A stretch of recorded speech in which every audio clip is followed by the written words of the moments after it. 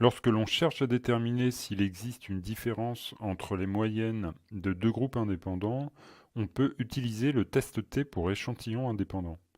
Alors dans cet exemple, nous allons tester s'il existe une différence d'intérêt pour une publicité entre deux groupes indépendants, 20 femmes et 20 hommes. C'était une question posée par une agence de publicité. Alors quels sont les prérequis sur les données pour ce test? Eh bien, c'est d'avoir une variable dépendante qui est numérique, discrète ou continue.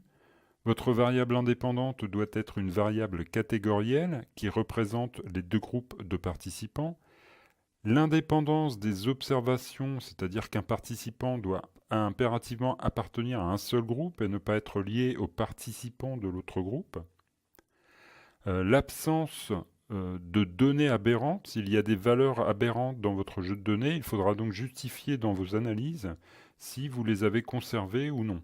Ensuite, votre variable dépendante doit être proche d'une distribution normale. Et pour terminer, il faut qu'il y ait homogénéité des variances pour les deux groupes.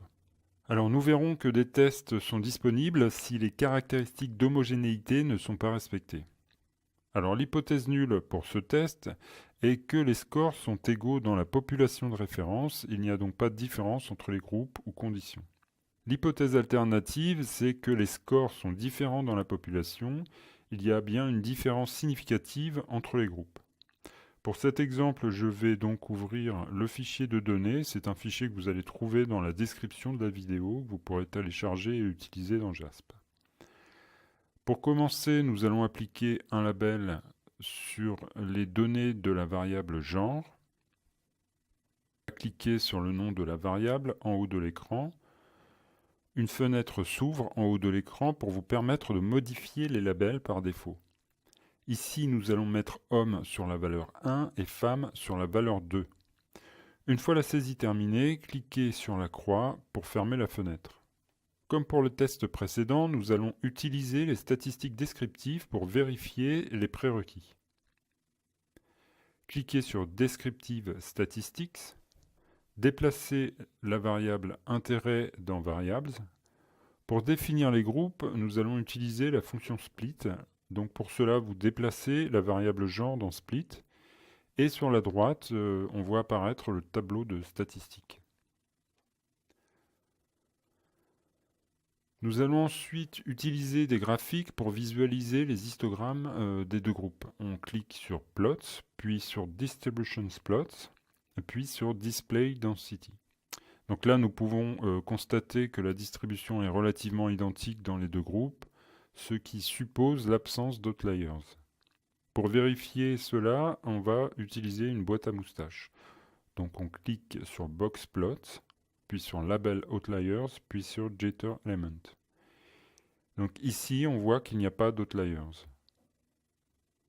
Pour vérifier si la variable dépendante est normalement distribuée, nous utiliserons le test de Shapiro-Wilk qui se trouve dans le t-test pour groupe indépendant.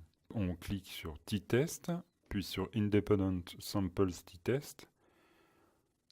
Ensuite, cliquez sur la variable intérêt pour choisir la variable dépendante.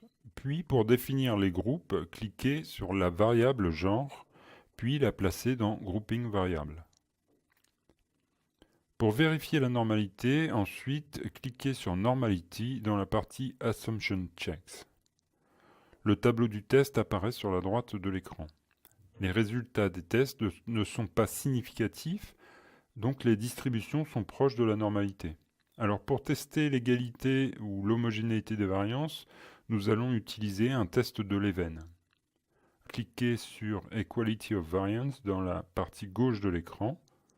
Le résultat du test apparaît dans la fenêtre de droite. Donc il est important pour utiliser le test T pour échantillon indépendant que la variance des deux groupes soit identique dans la population. Ici, le test de Leven n'est pas significatif, et donc dans ce cas de figure, le prérequis d'homogénéité des variances est respecté. Si tel n'est pas le cas, il vous sera possible d'utiliser le test non paramétrique de Welch. Cliquez dans la partie Additional Statistics pour ajouter l'intervalle de confiance de la différence de moyenne, la taille d'effet et son intervalle de confiance, quelques analyses descriptives, et le graphique avec les intervalles de confiance. Vous retrouverez dans le document PDF Présenter les résultats d'un test au format APA disponible dans ce cours un exemple d'utilisation des sorties JASP pour ce test.